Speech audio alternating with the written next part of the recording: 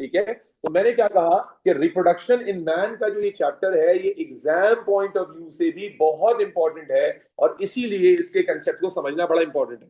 MCQs के लिहाज से तो शायद इतना प्रॉब्लम ना बने अगर आप लेक्चर अटेंड कर लेते हैं, थ्योरी में मरवा देता है ये चैप्टर, इससे थ्योरेटिकल क्वेश्चंस बहुत ज्यादा आते हैं, और 4, 5 और 6 मार्क्स तक के क्वेश्चंस आते हैं। ठीक है, अब मेरे बच्चों अच्छी बात क्या है, गुड न्यूज सुन लीजिएगा। रिप्रोडक्शन इन मैन का चैप्टर 2021 तक का जो था ना वो अलग था, और 2021 के बाद जो चैप्टर का कंटेंट था वो चेंज हो गया। 2021 से पहले 2021 तक जो रिप्रोडक्शन था ना ये बहुत लेंदी चैप्टर था। बहुत लेंदी मैं क्यों कह रहा हूं कि मैं अगर सही से रिकॉल करूं तो कम से कम 2 बड़े टॉपिक्स थे जो रिप्रोडक्शन में पहले थे और अब नहीं है। कौन से 2 बड़े टॉपिक? पहला topic STDs, sexually transmitted diseases का। सेक्सुअली ट्रांसमिटेड डिजीज का टॉपिक जो है रिप्रोडक्शन में पहले बड़ा लंबा टॉपिक था, जिसमें सिफिलिस, गोनोरिया और पता नहीं क्या क्या होता था और बड़ा डिटेल में पूछा जाता था। ये टॉपिक खत्म हो गया। ठीक है, और दूसरा टॉपिक था बर्थ कंट्रोल, ये भी बहुत डिटेल में था, ये टॉपिक भी खत्म हो गया। ये मैं इसलिए बता रहा हूं क्योंकि आप नन्हे मासूम बच्चे हैं ना, खासतौर पे जो ऑनलाइन वाले होते हैं, दरमियान में लुकमा देते रहते हैं, सर वो कब कराएंगे, सर वो कब कराएंगे। तो सिलेबस का जो अपडेटेड वर्जन है उसमें सेक्सुअली ट्रांसमिटेड डिजीज में एचआईवी का जिक्र है, लेकिन एचआईवी हम डिजीजेज एंड इम्यूनिटी में पढ़ते हैं। तो इसलिए एसटीडीज में जो टॉपिक हुआ करते थे, सिफिलिस का, गोनोरिया का और इस तरह के टॉपिक थे, वो खत्म हो चुके हैं सिलेबस से। तो एक बड़ा टॉपिक जो गलत निकल गया इससे वो था एसटीडीज। दूसरा बड़ा टॉपिक जो निकल गया वो था बर्थ कंट्रोल। और इसी तरह फिर पूरा प्रेगनेंसी का जो पीरियड है वो भी उसके इवेंट्स आपके सिलेबस में थे। तो इस चैप्टर से समझने 2.5 पोर्शन तो कट हो गया, विच इज अ गुड न्यूज कि आपको बहुत ज्यादा डिटेल में ये चैप्टर नहीं पढ़ना। लेकिन बैड न्यूज ये है कि जो भी चैप्टर में कंटेंट रह गया है ना वो सारा बड़ा इंपॉर्टेंट है, सारा का सारा वो टेक्निकल है और एग्जाम में आता है। तो बहरहाल शुरू करते हैं। तो मेरे बच्चों मैं चैप्टर का लेआउट बता देता हूं इस चैप्टर का। ठीक है, मेरी कोशिश ये होगी कि मैं इसे 4 क्लासेस में कंप्लीट कर लूं, यानी आज कल की क्लास और फिर नेक्स्ट वीक की 2 क्लासेस में इसे कंप्लीट कर लिया जाए। कोशिश यही होगी, लेकिन पेलना मकसद नहीं है। चलें, तो चैप्टर के अगर लर्निंग ऑब्जेक्टिव में आपके सामने रख दूं तो बेटा ये चैप्टर शुरू होता है reproduction and development of secondary. ये लर्निंग ऑब्जेक्टिव में इसलिए लिखवा रहा हूं ताकि आपको याद रहे। आपको पता है हर चैप्टर में सर लेआउट बताते हैं चैप्टर का। Development of secondary sexual characters, ये टॉपिक इंशाल्लाह अल्लाह ने चाहा तो आज करेंगे। Reproduction and development of secondary sexual character. आप लोगों को दिख पा रहा है? ये तो बहुत ही कोई डल आ रहा है। चले, मैं पढ़ता भी जा रहा हूं बेटा। पहला कैरेक्टर है, पहला जो टॉपिक है वो है reproduction and development of secondary sexual character. दूसरा टॉपिक जो आप इसमें पढ़ते हैं वो है male reproductive system. Male reproductive system, male reproductive system. तीसरा टॉपिक जो आप इसमें पढ़ते हैं बच्चों वो है female reproductive system, female reproductive system. चौथा टॉपिक जो आप पढ़ते हो इस चैप्टर में मेरे बच्चे, चौथा टॉपिक जो आप पढ़ते हो इस चैप्टर में, इस चैप्टर का सबसे इंपॉर्टेंट टॉपिक है, and that is menstrual cycle. आप चौथा टॉपिक जो इस चैप्टर में पढ़ते हो दैट इज मेंस्ट्रुअल साइकिल। और फिफ्थ टॉपिक जो आप इस चैप्टर में पढ़ते हो वो है gestation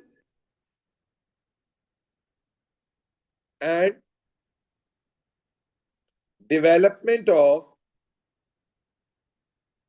amniotic sac, development and gestation and development of amniotic sac। और लास्ट टॉपिक जो आप इस चैप्टर में पढ़ते हो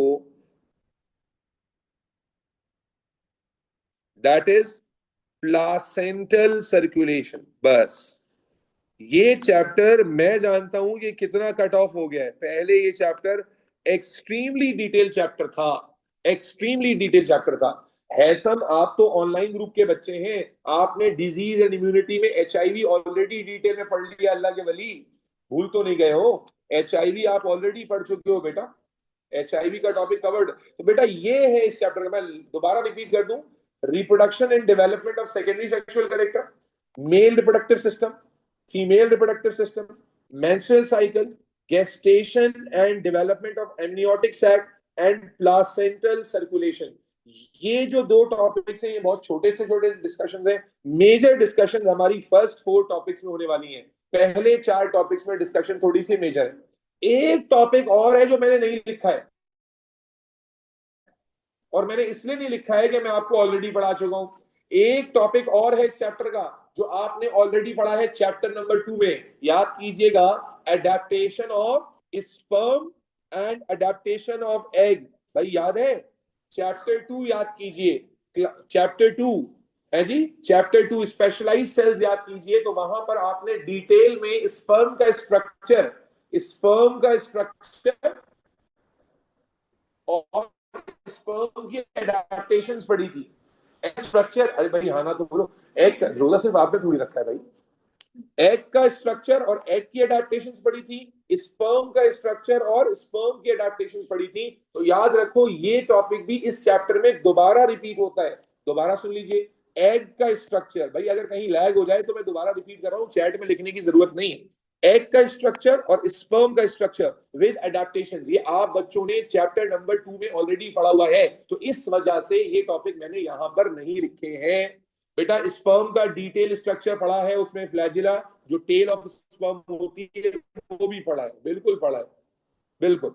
तो मेरे बच्चे शुरू करते हैं इस चैप्टर का पहला टॉपिक जो है reproduction and development of secondary sexual characters. पहला टॉपिक शुरू करते हैं बेटा, development of secondary sexual characters. Heading बना लें बेटा, क्योंकि आपने रिप्रोडक्शन इन प्लांट्स भी पढ़ा हुआ है, तो आई एम अज्यूमिंग कि मेरा बच्चा जो क्लास में मौजूद है ये मुझे बता पाएगा, Maheen, Fatima, Ayesha, Romaisa, everybody in the class, कि रिप्रोडक्शन क्या होती है। बोलो बेटा, रिप्रोडक्शन किसे कहते हैं? ये बात आप chapter transport sorry reproduction in plant से पढ़ चुके हैं। रिप्रोडक्शन कहते हैं उस प्रोसेस को जिसके थ्रू कोई ऑर्गेनिज्म अपनी नस्ल को बढ़ाता है।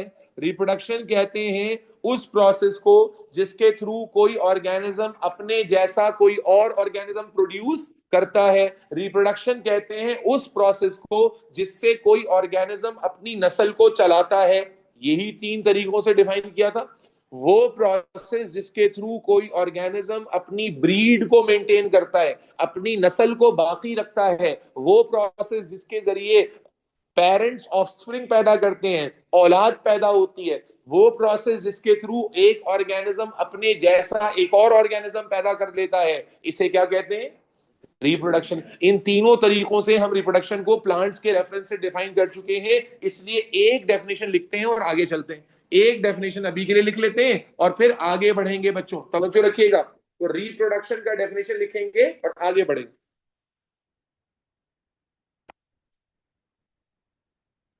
लिखेंगे the process by which an organism produce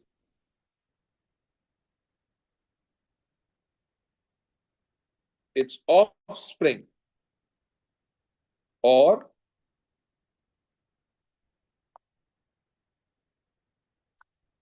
individual of same type, individual of same type। तवज्जो रखिएगा मेरे बच्चे, हमने क्या कहा? वो प्रोसेस जिसके थ्रू कोई ऑर्गेनिज्म अपने औलाद पैदा करता है, ऑफस्प्रिंग कहते हैं औलाद को। वो प्रोसेस जिसके थ्रू कोई ऑर्गेनिज्म अपनी औलाद पैदा करता है या अपने जैसा ऑर्गेनिज्म पैदा करता है, इसे क्या कहते हैं भाई? बोलो ना यार, रिप्रोडक्शन कहते हैं। क्या कहते हैं भाई? रिप्रोडक्शन। अब मेरे बच्चों, रिप्रोडक्शन का प्रोसेस आप जानते हैं 2 तरह का होता है। मैं डिटेल में नहीं जाऊंगा, सिर्फ रिकॉल कर लेता हूं। एक होता था एसेक्सुअल रिप्रोडक्शन, है भाई, प्लांट्स के रेफरेंस में पढ़ा हुआ है बच्चों सबने। और एक होता था सेक्सुअल रिप्रोडक्शन। एसेक्सुअल और सेक्सुअल में क्या फर्क होता है? ऐसी रिप्रोडक्शन जिसमें औलाद पैदा करने के लिए गैमीट्स को फ्यूज ना करना पड़े। याद करें, रिप्रोडक्शन इन प्लांट्स में ये पढ़ चुके हो कि वो रिप्रोडक्शन जिसमें बच्चा पैदा होने के लिए, इंडिविजुअल पैदा होने के लिए, ब्रीड आगे आने के लिए मेल और फीमेल गैमेट्स को फ्यूज ना होना पड़े, उसके बगैर ही ऑफस्प्रिंग हो जाए, हम उसे कहते हैं एसेक्सुअल। और ऐसी रिप्रोडक्शन जिसमें मेल और फीमेल के गैमेट्स क्या हो बेटा, फ्यूज हो। Sir is it necessary that the offspring is fertile? No, reproduction में इट्स नॉट नेसेसरी। ठीक है, ए सेक्सुअल और सेक्सुअल रिप्रोडक्शन में हमने क्या कहा था, यहां बस मोटी मोटी बात लिख के आगे चलेंगे कि यहां पर हम लिखते हैं नो, बोलो बेटा, नो फ्यूजन ऑफ, अरे बोलो गधेड़ा, no fusion of gametes. Asexual reproduction में गैमिट्स के फ्यूजन की कोई जरूरत नहीं होती, उसके बगैर ही नस्ल चल पड़ती है। और सेक्सुअल रिप्रोडक्शन में फ्यूजन ऑफ गैमिट्स होता है बेटा। सारे बच्चे फिजिकल और ऑनलाइन, बात क्लियर हो रही है? गैमिट्स की फ्यूजन लाजमी होती है, मेल और फीमेल गैमेट मिलते हैं, यानी स्पर्म और एग क्या होते हैं बेटा, फ्यूज होते हैं। और फ्यूज होने के नतीजे में कौन सा सेल बनता है, जो सेल बनता है उसे क्या कहते हैं बेटा, जाइगोट कहते हैं। यस और नो? सेक्सुअल रिप्रोडक्शन में जब मेल और फीमेल गैमीट फ्यूज होते हैं तो क्या बनता है, जाइगोट बनता है। मैं और तुम किससे पैदा हुए हैं, जाइगोट से। जब स्पर्म जो कि एक हाफ सेल होता है, हाफ सेल हैप्लॉइड सेल, जब एग जो कि एक हैप्लॉइड सेल होता है, जब ये दोनों मिलते हैं तो जाइगोट बनता है, जो कि एक कंप्लीटली डिप्लॉइड सेल होता है। कंप्लीटली डिप्लॉइड, एक कंप्लीट सेल होता है। हैप्लॉइड डिप्लॉइड का वर्ड हमने कुछ दिन पहले भी जिक्र किया था सेलुलर डिवीजन में, कि एक कंप्लीट सेल जिसमें कंप्लीट सेट ऑफ क्रोमोसोम हो से डिप्लॉइड कहते हैं, और जिसमें हाफ नंबर ऑफ क्रोमोसोम हो से हैप्लॉइड कहते हैं। तो स्पर्म के अंदर कितने क्रोमोसोम होते हैं, पूरे होते हैं क्या, नहीं, हाफ, 23। एग के अंदर कितने होते हैं, 23। और मैंने डिवीजन पढ़ाते हुए इसकी वैल्यू भी बताई थी कि ये हाफ हाफ है, ताकि जब ये फ्यूज हो तो हमारे अंदर क्रोमोसोम का नंबर मेंटेन हो जाए, विच इज 46। खैर, तो बेटा फिर से रिप्रोडक्शन क्या है बच्चों, सारे के सारे बच्चे जवाब देते हैं ना, वो प्रोसेस जिसके थ्रू कोई ऑर्गेनिज्म अपनी नस्ल बढ़ाता है उसे रिप्रोडक्शन कहते हैं। बच्चे पैदा करता है रिप्रोडक्शन कहते हैं, अपने जैसा ऑर्गेनिज्म पैदा करता है रिप्रोडक्शन कहते हैं। रिप्रोडक्शन दो तरह की होती है, सेक्सुअल और एसेक्सुअल। बेटा इस वक्त हम कौन सा टॉपिक पढ़ रहे हैं, रिप्रोडक्शन इन मैन पढ़ रहे हैं। तो बेटा ह्यूमन बॉडी के अंदर half number of chromosome haploid है क्रिस्टल।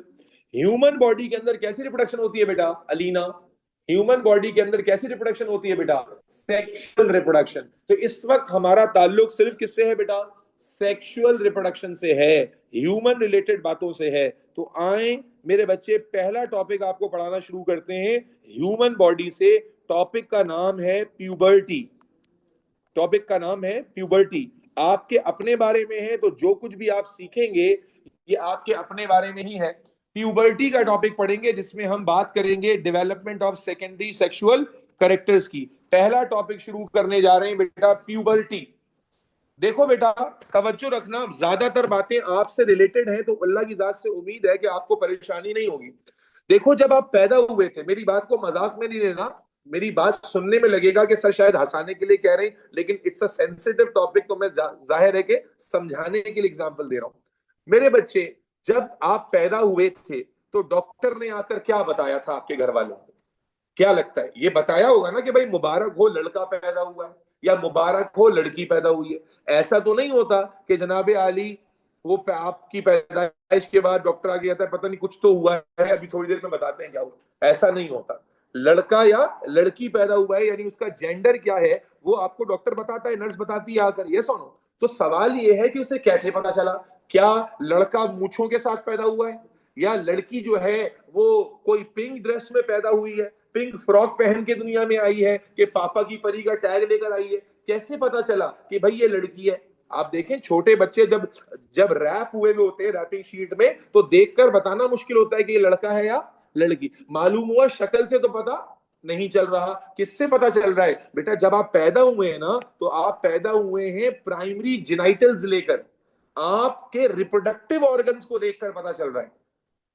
और कोई, यानी इसमें कोई और कोई सीक्रेट नहीं है कि कोई सीक्रेट जनाब आप कोड लेकर आते हैं, वो कोड डिकोड करके पता चलता है कि भाई लड़की पैदा हुई है। नहीं नहीं, बल्कि मेरे बच्चे, जब आप पैदा हुए हैं तो we all are born with primary sexual character. और प्राइमरी सेक्सुअल करेक्टर का मतलब क्या होता है? जिससे हमारी आइडेंटिटी होती है, जेंडर आइडेंटिटी। तो मेल के रिप्रोडक्टिव स्ट्रक्चर्स, मेल का जेनाइटल स्ट्रक्चर, वो मेल की आइडेंटिटी है। प्राइमरी सेक्सुअल कैरेक्टर्स हम किसे कहते हैं? उन सेक्सुअल कैरेक्टर्स को जिनके साथ हम पैदा हुए हैं, जिससे हमारी जेंडर आइडेंटिटी है। तो मेल के अंदर एक्सटर्नल यूरिथ्रा होता है, एक्सटर्नल पीनिस होता है, स्क्रोटम होता है।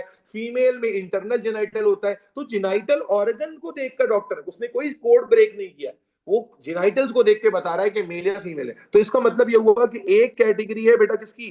प्राइमरी सेक्सुअल, बोलो बेटा, प्राइमरी सेक्सुअल कैरेक्टर्स की। किसी कैरेक्टर है बेटा? प्राइमरी सेक्सुअल कैरेक्टर, ठीक है ना।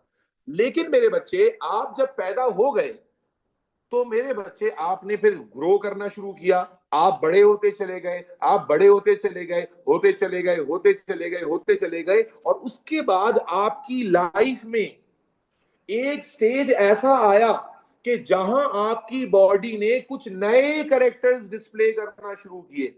ऐसे कैरेक्टर्स डिस्प्ले करना शुरू किए जो पहले आपकी बॉडी ने कभी एक्सपीरियंस नहीं किए थे। और हम उन्हीं की बात करेंगे। और उन्हीं कैरेक्टर्स को हम क्या कहते हैं बच्चों? Secondary sexual characters. मैं सिर्फ ये वर्ड का डिफरेंस समझाना चाह रहा था कि जिन कैरेक्टर्स के साथ आप पैदा हुए हैं, let me write it as well. तो जिन कैरेक्टर्स के साथ आप पैदा हुए हैं उन्हें हम क्या कहते हैं बेटा? प्राइमरी सेक्सुअल कैरेक्टर्स, जो कि आपकी जेंडर आइडेंटिफिकेशन के लिए यूज होते हैं, जेंडर आइडेंटिफिकेशन के लिए यूज होते हैं। और प्राइमरी सेक्सुअल कैरेक्टर में क्या आ जाते हैं? मेजरली और जेनाइटल ऑर्गन। हाँ भाई, नॉर्थ वाले बच्चों, क्या आ जाता है? Genital organs, mail genital organ, female genital organs. लेकिन मेरे बच्चों, फिर आप जब ग्रो कर रहे थे तो ग्रो करते हुए आप बढ़ते रहे, बढ़ते रहे, बढ़ते रहे, और फिर आपकी लाइफ में एक पॉइंट आया जहां से आपकी जिंदगी में तब्दीली आई। और मेरे बच्चे, आपकी बॉडी ने डिस्प्ले करना शुरू किए क्या? Secondary sexual characters. बेटा समझना, जिस वक्त आपकी बॉडी सेकेंडरी सेक्सुअल कैरेक्टर्स को for the very first time display करती है। सेकेंडरी सेक्सुअल कैरेक्टर कौन से भी मैं बताऊंगा, अभी मैं वही तो पढ़ना है। लेकिन जब आपकी बॉडी पहली दफा सेकेंडरी सेक्सुअल कैरेक्टर्स को डिस्प्ले करती है, हम कहते हैं मुबारक हो, आप पहुंच गए हैं प्यूबर्टी पर। प्यूबर्टी प्रोसेस का नाम नहीं है, प्यूबर्टी स्टेज का नाम है। आपकी जिंदगी में, आपकी लाइफ में एक स्टेज आया जब आपने पहली दफा सेकेंडरी सेक्सुअल कैरेक्टर्स डिस्प्ले करना शुरू किए, और यही स्टेज प्यूबर्टी कहलाता है। Puberty. So what is puberty? Puberty is the stage in the life cycle of a human being, क्योंकि हम human पढ़ रहे हैं। तो puberty is the stage in the life cycle of a human being जब वो secondary sexual characters को display करता है for the very first time। अरे बोलो ना, सिर्फ रोजा लग रहा है, आपने रखा हुआ है। वो पॉइंट जब कोई human being secondary sexual character को, बेटा बोलो, डिस्प्ले करता है for the very first time, हम कहते हैं ये कौन से स्टेज पे पहुंच गया? प्यूबर्टी पर। ठीक है, तो मेरे बच्चों, प्यूबर्टी को डिफाइन कर लेते हैं। प्यूबर्टी का डेफिनेशन लिखें। प्यूबर्टी का डेफिनेशन लिखें। The stage in the life cycle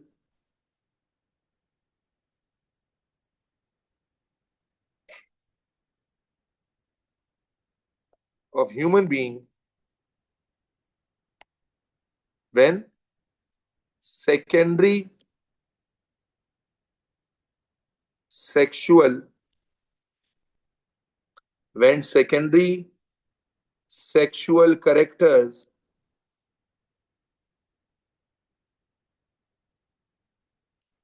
are displayed for the first time। बेटा, जब सेकेंडरी सेक्सुअल कैरेक्टर पहली दफा आए हैं ना, बस ये प्यूबर्टी मार्क हो गई है। अब सेकेंडरी सेक्सुअल कैरेक्टर जो आते रहेंगे, वो हर दफा हम ये नहीं कहेंगे आज नई प्यूबर्टी हो गया ना, ना।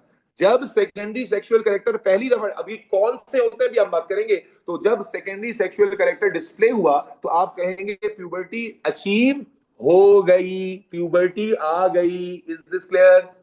इज दिस क्लियर ऑनलाइन वाले बच्चों? अब हमें यहां पर बात करनी है मेल और फीमेल प्यूबर्टी की। मेल प्यूबर्टी मैं कंपैरिजन में करा दूंगा तो याद करना आसान हो जाएगा। Male puberty versus female puberty, इसमें हमने देखना है कि मेल और फीमेल प्यूबर्टी में क्या कंपैरिजन है।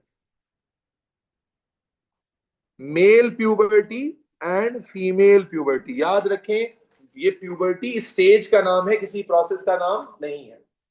मेरे बच्चों, अल्लाह का नाम लेकर शुरू करते हैं। नॉलेज है आपके अपने बारे में, उम्मीद करता हूं कि आपको समझ में भी आ जाएगी, और कोई भी सवाल हो ढंग का तो जरूर पूछ लीजिएगा, कोई मसला नहीं। मेरे बच्चों, सबसे पहले सवाल ये आएगा कि मेल प्यूबर्टी को हम कैसे मार्क करेंगे, यानी हम कौन से सेकेंडरी सेक्सुअल कैरेक्टर पर डिपेंडेंट हैं ये बोलने के लिए कि मेल प्यूबर्टी आ गई। तो बेटा, male puberty is marked by which secondary sexual character? The release of male reproductive fluid called semen. जब कोई मेल पहली दफा रिप्रोडक्टिव फ्लूइड सीमन रिलीज करता है, और सीमन क्या होता है ये आगे रिप्रोडक्टिव स्ट्रक्चर में आ जाएगा। मेल के रिप्रोडक्टिव ऑर्गन्स, जिसमें आपने नाम सुना होगा टेस्टिकल्स हैं, ये स्पर्म्स बनाते हैं। स्पर्म्स मेल गैमीट्स, और मेल उन स्पर्म्स को along with nutritional material release करता है एज अ फ्लूइड, जिसको हम सीमन कहते हैं। तो जब मेल पहली दफा सीमन रिलीज करता है, this marks male puberty. Hair growth या बाकी कोई नहीं, मार्किंग किससे होती है? रिलीज ऑफ सीमन, बोलो ना, फॉर द फर्स्ट टाइम। जब किसी मेल ने सीमन रिलीज किया पहली दफा, तो उसकी प्यूबर्टी मार्क हो गई, प्यूबर्टी आ चुकी। ठीक है जी, मैं एक साथ लिखूंगा, पहले सुन लीजिए। जबकि फीमेल की प्यूबर्टी जो है वो मार्क सीमन से जाहिर नहीं होती। फीमेल की प्यूबर्टी उस वक्त मार्क होती है जब for the first time female reproductive fluid नहीं बल्कि एक waste containing bloody fluid secrete करती है, जिसे मेंस्ट्रुअल फ्लो कहते हैं, which is a result of menstrual cycle, जो फीमेल में स्टार्ट होती है। दोबारा समझ लीजिएगा, अक्सर बच्चे लिखने में एक कॉमन सी लाशऊरी गलती करते हैं, और वो गलती क्या होती है? बच्चे जब लिख रहे होते हैं ना, तो वो लिखते हैं मेल रिलीज करता है मेल रिप्रोडक्टिव फ्लूइड। मेल को मेल रिप्रोडक्टिव फ्लूइड क्यों कह रहे हैं? क्योंकि उसमें स्पर्म होते हैं, और स्पर्म एक्टिव स्पर्म्स होते हैं जो कि आगे जनरेशन बढ़ाने के काम आ सकते हैं। समझ आ रही है? लेकिन फीमेल में वो बच्चा क्या गलती कर देता है? फीमेल में लिखते हुए लिख देता है female the puberty is marked by release of female reproductive fluid menstrual flow. तो मेंस्ट्रुअल फ्लो, जैसा कि मैंने बोला कि रिप्रोडक्टिव फ्लूइड नहीं है, वो discharge of blood and waste होता है अलोंग विद डेड एग। ये कहां से आता है? मेंस्ट्रुअल साइकिल में पढ़ लेंगे। तो मेरे बच्चे एक एक पॉइंट लिखते जाते हैं। फीमेल की प्यूबर्टी और मेल की प्यूबर्टी की मार्किंग, ये मार्क कैसे हो रही है? Mark bye release of male reproductive fluid. बेटा पहला पॉइंट क्लियर है? Called semen, called semen. और फीमेल प्यूबर्टी किस चीज से मार्क होती है? ऑनलाइन वालों बेटा बात समझ में आ रही है? फीमेल प्यूबर्टी किससे मार्क्ड होती है? Marked by release of marked by release of debris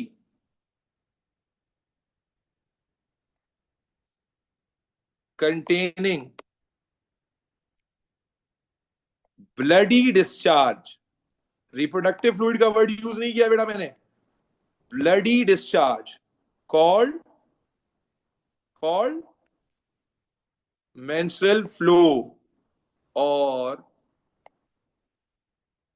menses, called menstrual flow और मेंसेस। तो male reproductive sorry male puberty is marked by release of reproductive fluid semen, female puberty is marked by release of menstrual flow for the very first time. अब mark हो गई।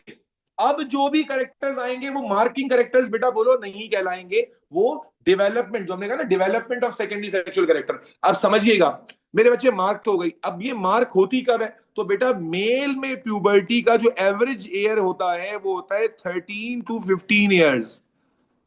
13 से 15 साल की उम्र में प्यूबर्टी मार्क होती है नॉर्मली। किसी की थोड़ी जल्दी भी हो सकती है, किसी की हल्की फुल्की सी डिले भी हो सकती है 16 तक। लेकिन एवरेज ह्यूमन पॉपुलेशन में जो मेल में प्यूबर्टी है that is marked in the age bracket of 13 to 15 years.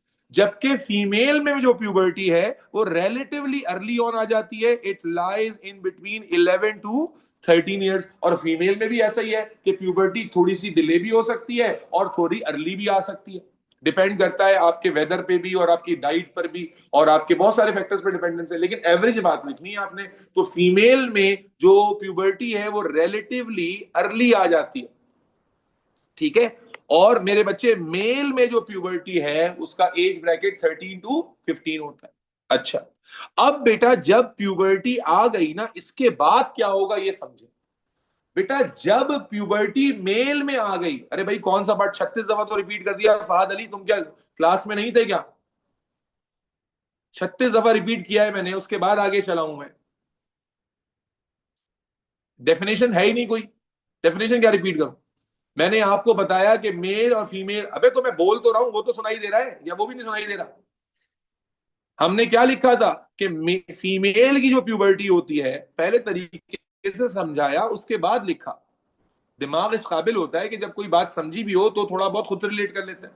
दोबारा सुन लीजिए, आखिरी दफा ये बता रहा हूं कि बेटा फीमेल की जो प्यूबर्टी है वो कैसे मार्क होती है कि फीमेल कोई रिप्रोडक्टिव फ्लूइड रिलीज नहीं करती, बल्कि फीमेल रिलीज करती है डेबरी कंटेन, डेबरी डेबरी कहते हैं डेड सेल्स के कलेक्शन को। तो debris containing bloody discharge, female की प्यूबर्टी कब मार्क होती है? जब वो पहली दफा ब्लडी यानी blood containing debris containing discharge release करे, जिसको मेंस्ट्रुअल फ्लो कहते हैं या मेंसेस कहते हैं। तो जब फीमेल पहली बार ये डेबरी रिलीज करती है तो हम कहते हैं उसकी प्यूबर्टी मार्क हो गई, ठीक है।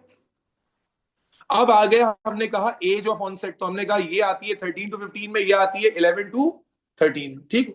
अब मेरा बच्चा जब प्यूबर्टी आ गई उसके बाद क्या होगा? उसके बाद मेल में क्या होता है बेटा? मेल में after he has achieve puberty, बेटा regular synthesis of regular synthesis of, बल्कि छोड़ दे इसको, काट दे काट दे काट दे काट दे काट दे काट दे काट दे। इससे पहले एक और इंपॉर्टेंट, जब मेल में प्यूबर्टी आ गई तो मेरे बच्चा सबसे प्राइमरी चेंज आता है increase level of male reproductive. मैं करेक्ट सीक्वेंस फॉलो कर लेता हूं। Reproductive hormone called testosterone. बेटा मेल में जब प्यूबर्टी आ जाती है उसके बाद उसकी बॉडी में सबसे परमानेंट चेंज क्या आता है कि उसके ब्लड में, उसकी बॉडी में एक बहुत ही ज्यादा मैस्कुलिन हार्मोन जिसका नाम है टेस्टोस्टेरोन, मेल रिप्रोडक्टिव हार्मोन, उसके लेवल्स बढ़ना शुरू हो जाते हैं। और जो कुछ भी अब मेल में होगा वो टेस्टोस्टेरोन की वजह से होगा। तो ये सवाल यूं भी आ जाता है कि भाई टेस्टोस्टेरोन के इंपैक्ट्स लिखें बॉडी पर।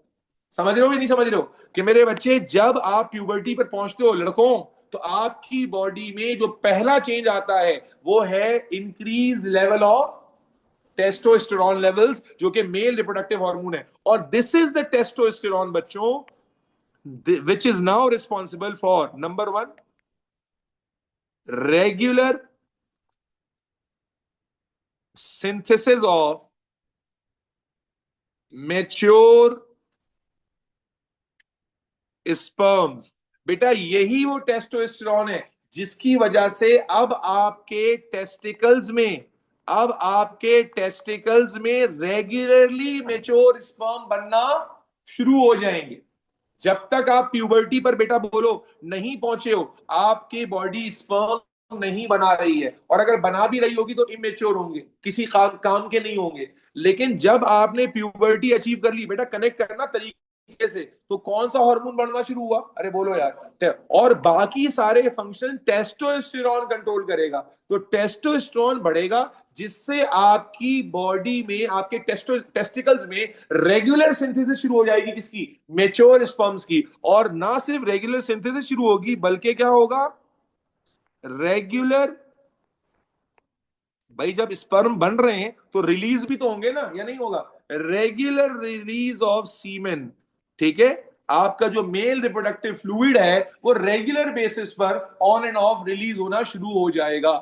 दोबारा समझ लीजिए, क्यों रिलीज हो रहा है? भाई टेस्टोस्टेरोन की वजह से स्पर्म बन रहे हैं, तो वो स्पर्म बनाकर कोई हमने कोई जहेज में थोड़ी देने किसी को। स्पर्म जो बन रहे हैं उसको निकालना भी तो पड़ेगा, तो eventually regular release of semen भी शुरू हो जाएगा।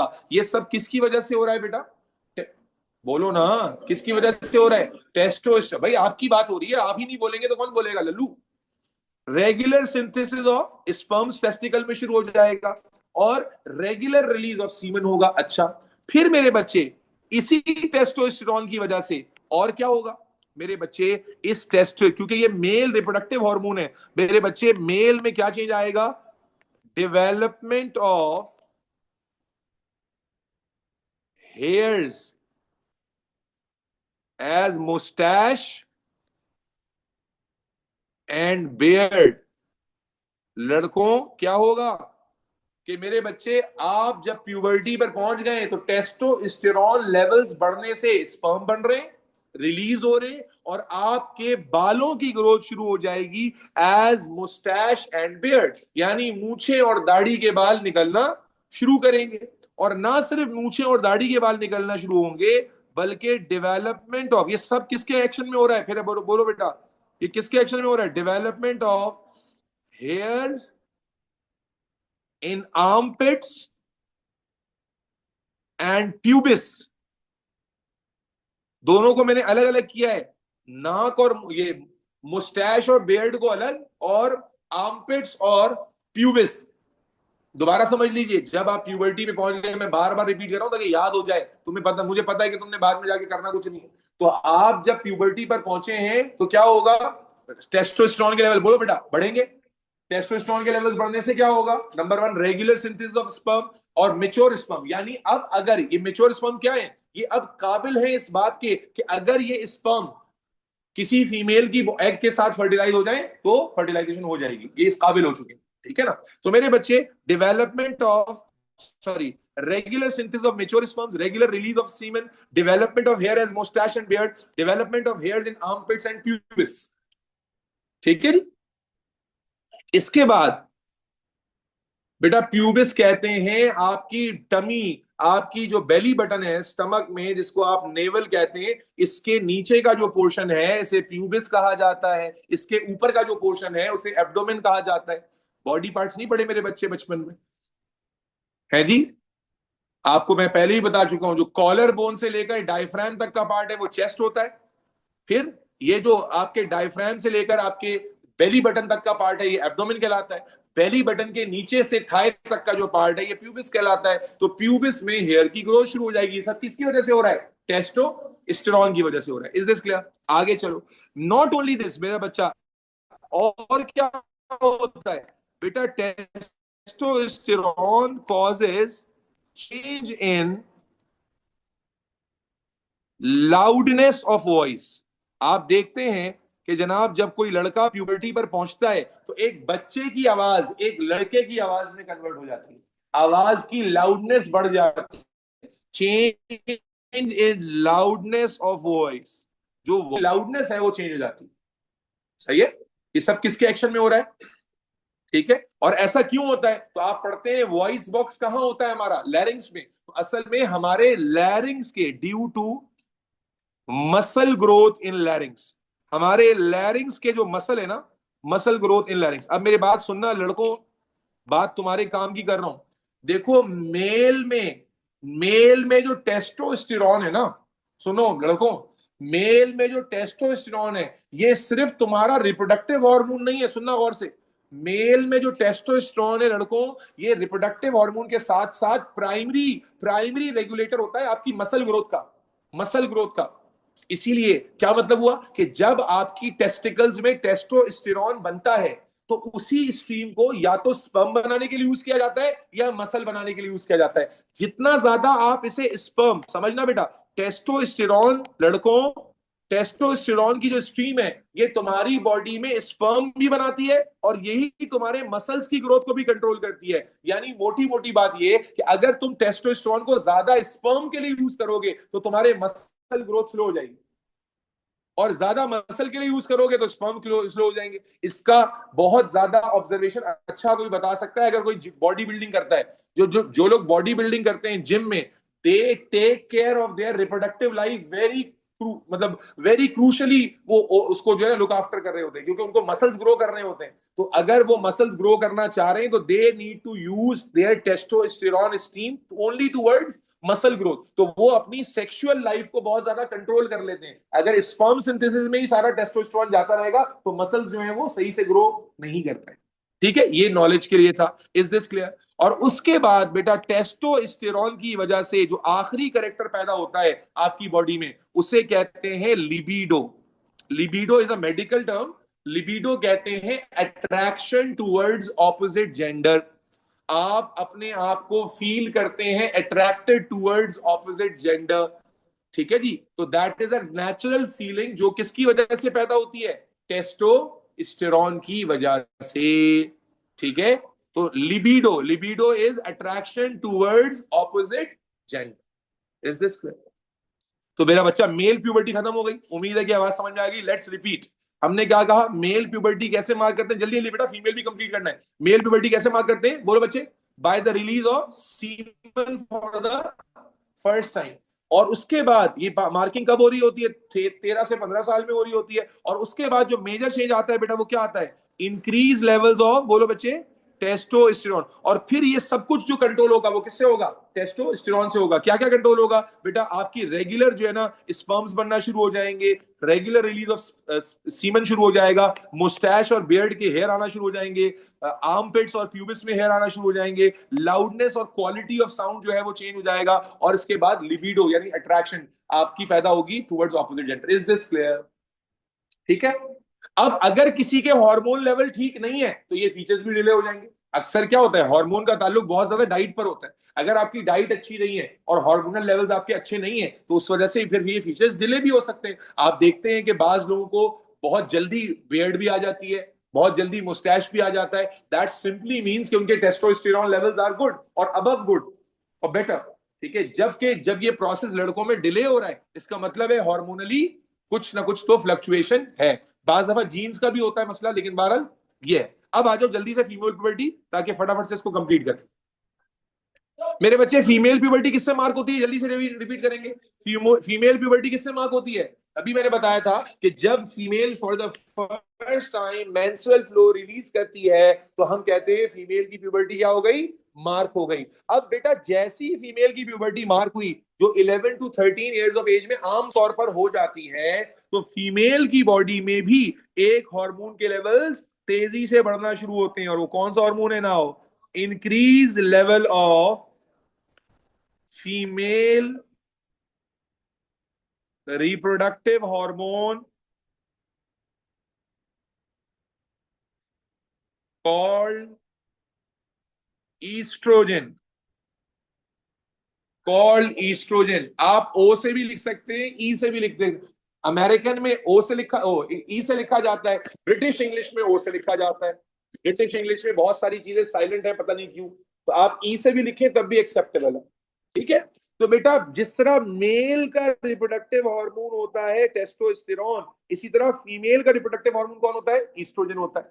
ठीक है, और जब आप, सॉरी, OESTROGEN, अब ये जो ईस्ट्रोजन है बच्चों, जब ये आपकी बॉडी में बढ़ना शुरू होगा तो सबसे पहला चेंज क्या आएगा? सबसे पहला चेंज आएगा आपकी बॉडी में एक मंथली साइकिल शुरू हो जाएगी, continuous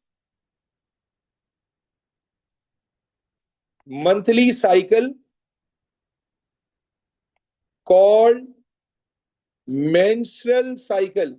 continuous monthly cycle called menstrual cycle begins.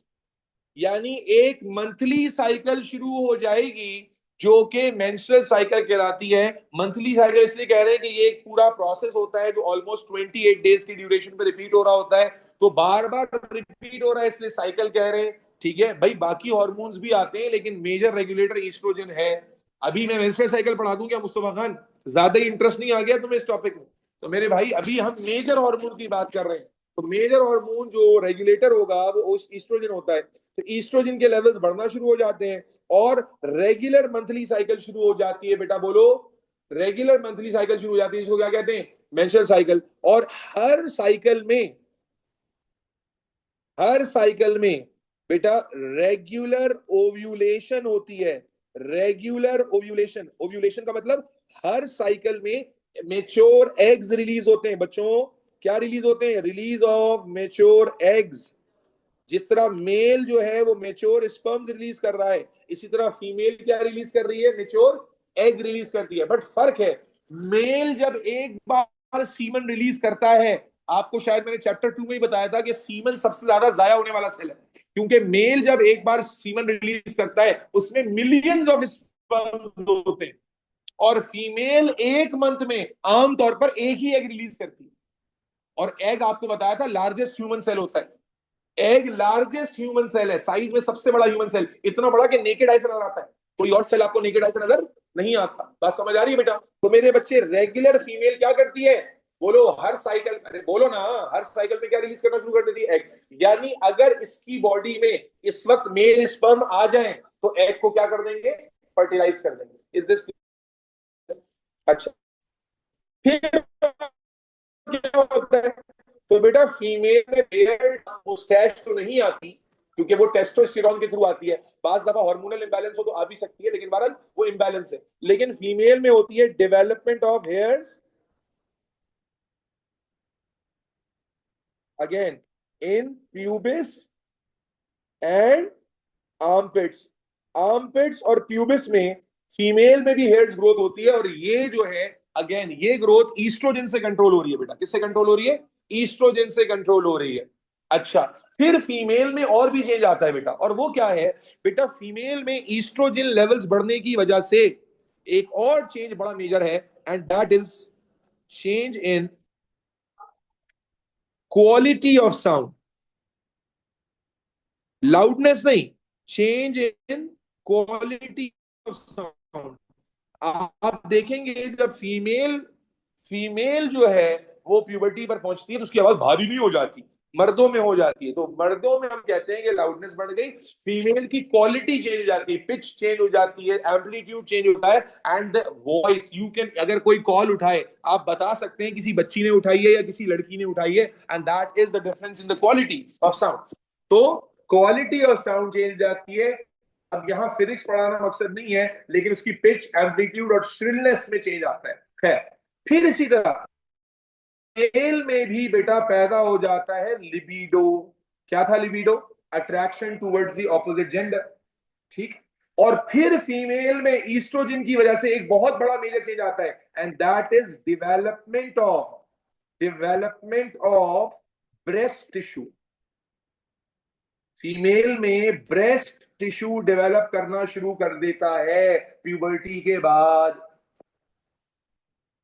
यानी ब्रेस्ट टिश्यू मतलब ब्रेस्ट के सेल्स। एक तो होता है फैट, तो फैट तो हो भी सकता है पहले से अगर आपकी डाइट अच्छी है, लेकिन ब्रेस्ट टिश्यू की डेवलपमेंट, ताकि वो प्रोडक्टिव हो सके, कल को अगर कंसीव कर ले तो मिल्क प्रोडक्शन कर सके, वो डेवलपमेंट शुरू होगी प्यूबर्टी के बाद ईस्ट्रोजन की वजह से। Is this clear? Is this clear? मेरा बच्चा, ये सारी बॉडी में प्यूबर्टी टाइम। और वो क्या बेटा, मेल की प्यूबर्टी जब आई तो क्या मैं कह सकता हूं कि उसकी रिप्रोडक्टिव लाइफ शुरू हो गई? बेटा बोलो, क्या मैं कह सकता हूं कि मेल की प्यूबर्टी आई तो उसकी रिप्रोडक्टिव लाइफ शुरू हो गई? यस और नो बेटा? उसकी रिप्रोडक्टिव लाइफ शुरू हो गई है, बिल्कुल, दैट्स ट्रू। ठीक है। और जब फीमेल की प्यूबर्टी आई तो फीमेल की रिप्रोडक्टिव लाइफ शुरू हो गई। यस और नो? क्यों क्यों कह रहे हैं हम लोग? क्योंकि मेल क्या रिलीज कर रहा है बेटा? बोलो, स्पर्म रिलीज कर रहा है भाई, और फीमेल क्या रिलीज कर रही है? एग रेज कर रही है तो रिप्रोडक्टिव लाइफ शुरू हो गई। लेकिन जो डिफरेंस है ना वो तुम्हें समझना पड़ेगा। वो डिफरेंस क्या है? बच्चा मेल की रिप्रोडक्टिव लाइफ प्यूबर्टी से शुरू होती है और जब तक वो जिंदा है वो लाइफ चलती रहती है। आपने उर्दू में एक मुहावरा सुना होगा, वैसे तो घरों में अगर ये बात होती है तो अलग बात है, लेकिन मैं बीइंग अ बायोलॉजी टीचर आपको इसका असल मतलब बता देता हूँ। उर्दू में एक मुहावरा होता है, अपने उर्दू के टीचर से पूछें कि मर्द और घोड़ा कभी बूढ़ा नहीं होता।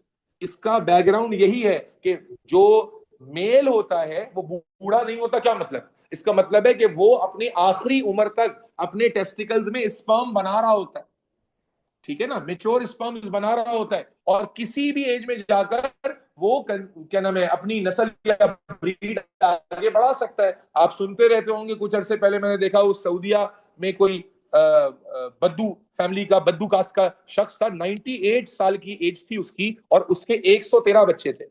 113 बच्चे थे नहीं, और एक पांव से वो माजूर भी था, एक पांव से माजूर था। लेकिन बताने का मकसद है कि 98 ईयर्स में भी वो, मतलब कि उसके रिप्रोडक्टिव सिस्टम काम कर रहा होता है। लेकिन फीमेल में ऐसा नहीं होता बेटा। फीमेल में समझे कि बेटा फीमेल में रिप्रोडक्टिव लाइफ शुरू तो होती है प्यूबर्टी से, लेकिन बेटा फीमेल में रिप्रोडक्टिव लाइफ यानी एग का रिलीज होना ये अनलिमिटेड प्रोसेस नहीं है, बल्कि ये प्यूबर्टी से शुरू होता है बेटा। और फिर एक टाइम आता है जिसको हम मेनोपॉज कहते हैं। एक टाइम आता है जिसको हम मेनोपॉज कहते हैं, मेनोपॉज। और मेनोपॉज पर जाकर ये फीमेल की रिप्रोडक्टिव लाइफ दोबारा से सीज हो जाती है। What is menopause? जब मेंस्ट्रुअल साइकिल सीज हो जाए, जब मेंस्ट्रुअल साइकिल बंद हो जाए, जब मेंस्ट्रुअल साइकिल रुक जाए, तो मेरे बच्चे इसे हम क्या कहते हैं? मेनू, अरे बोलो, मेनू, मेनोपॉज कहते हैं। तो फीमेल की जो रिप्रोडक्टिव लाइफ है वो मेरा बच्चा प्यूबर्टी से शुरू होकर कहां तक जाती है? मेनोपॉज तक जाती है। और अनफॉर्चुनेटली हमारी फीमेल्स में usually menopause 45 to 50 years of age में आ जाता है, जो कि बहुत ही लोवेस्ट एज है। आप 13 तक मेच्योर हो रहे हो और उसके बाद आप 30 तक पढ़ाई कर रहे हो और उसके बाद आपकी जो है ना वो फैमिली स्टार्ट करने की बारी आई, शादी वादी हुई, 45 पर जाके आपकी रिप्रोडक्टिव लाइफ ही खत्म हो जाती है। That is a sign of poor health. हमारी फीमेल्स की डाइट अच्छी ना होने की वजह से जो रिप्रोडक्टिव लाइफ है वो बहुत जल्दी खत्म हो जाती है। आप कह सर ये तो अच्छी बात है, जल्दी खत्म हो गई। अच्छी बात नहीं है। क्यों? क्योंकि जैसी मेंस्ट्रुअल साइकिल सीज होगी आपकी बॉडी में ईस्ट्रोजन लेवल्स क्या हो जाएंगे? एस्ट्रोजन लेवल्स क्या हो जाएंगे? डिक्रीज। और ईस्ट्रोजन, अब जैसे मैंने लड़कों को बताया कि लड़कों तुम्हारे अंदर टेस्टोस्टेरोन मसल्स की ग्रोथ को भी कंट्रोल करता है, अब लड़कियों आप भी सुनिए कान खोल के, आपका जो ईस्ट्रोजन है वो सिर्फ आपका रिप्रोडक्टिव हार्मोन नहीं है, बल्कि आपका जो ईस्ट्रोजन है वो सिर्फ रिप्रोडक्टिव हार्मोन नहीं बल्कि आपका प्राइमरी बोन हेल्थ रेगुलेटर भी है। आपकी बोन की हेल्थ भी ईस्ट्रोजन से रेगुलेट होती है। समझ आ रही है? आपकी बोन की हेल्थ भी ईस्ट्रोजन से रेगुलेट होती है, जिसका सीधा सीधा मतलब यह है कि जब आपको मेनोपॉज जल्दी हो जाएगा तो ईस्ट्रोजन के लेवल्स क्या हो जाएंगे? डिक्रीज। और ईस्ट्रोजन के लेवल्स डिक्रीज होने का मतलब अब आपकी बोन की हेल्थ खराब होना शुरू होगी। और इसीलिए आप देखते हैं कि लेटर एजेस में किसमें फ्रैक्चर ज्यादा कॉमन होते हैं? खवातीन। आपकी नानी दादी वॉशरूम में जरा सा पांव मुड़ गया, फ्रैक्चर हो गया। क्यों? क्योंकि मेनोपॉज आ चुका है, हड्डियां कमजोर होना शुरू हो जाती हैं। तो अगर आपकी हड्डियां पहले से मजबूत होंगी तो वो इतनी कमजोर नहीं होंगी कि कभी भी फ्रैक्चर हो जाए। लेकिन अगर पहले से ही कमजोर थी और फिर मेनोपॉज के बाद और कम, मेनोपॉज के बाद हड्डियां कमजोर होना इज अ नेचुरल प्रोसेस, जिसके लिए गोरे लोग क्या करते हैं? हार्मोन रिप्लेसमेंट थेरेपी लेते हैं। लेकिन हमारे यहाँ तो खवातीन इतनी इतनी पढ़ी लिखी नहीं होती है। गोरे क्या करते हैं? एक तो वहां पर जो हमारी अफ्रीकन पॉपुलेशन और जो हमारी वेस्टर्न पॉपुलेशन है वहां मेनोपॉज आता है 60 के बाद, 60 के बाद आता है। और उसके बाद भी वो क्या कर रहे होते हैं? हार्मोन रिप्लेसमेंट थेरेपी लेते हैं ताकि उनकी हड्डियां वगैरह सही रहे। समझ आ रही बात? हमारे यहाँ कितने लोगों के नानियां दादियां जो हार्मोन रिप्लेसमेंट थेरेपी लेते? कोई भी नहीं। समझ रहे नहीं समझ रहे? तो मेरे बच्चे गए, फीमेल की प्यूबर्टी कहां से स्टार्ट होती है बेटा बोलो? मेनू सॉरी, कहां से स्टार्ट होती है भाई? प्यूबर्टी से। की लाइफ प्यूबर्टी टू कहां तक है बेटा? प्यूबर्टी से बोलो मेनू पॉज तक है। प्यूबर्टी से कहां तक है बेटा? मेनू पॉज तक। Is this clear? मेरा बच्चा ये टॉपिक खत्म हो गया। आयशा वजीर कह रही है मेनोपॉज अर्ली क्यों आ रहा है? बेटा डाइट का फैक्टर है, सबसे बड़ा रीजन डाइट है। हमारी फीमेल्स की डाइट और फिजिकल एक्टिविटी ठीक नहीं है, अगर वो ठीक कर लें तो सही हो जाएगा। आ भी क्लियर? बेटा पूरा डिटेल में कंपैरिजन हुआ है, male female puberty, everybody in the class online and physical. Clear है बच्चों सबको? Male female puberty absolutely clear everybody? चलो दैट्स इट, टॉपिक नंबर 1 खत्म हो गया। इंशाल्लाह कल कंटिन्यू करेंगे। अपना ख्याल रखिए, अल्लाह हाफिज।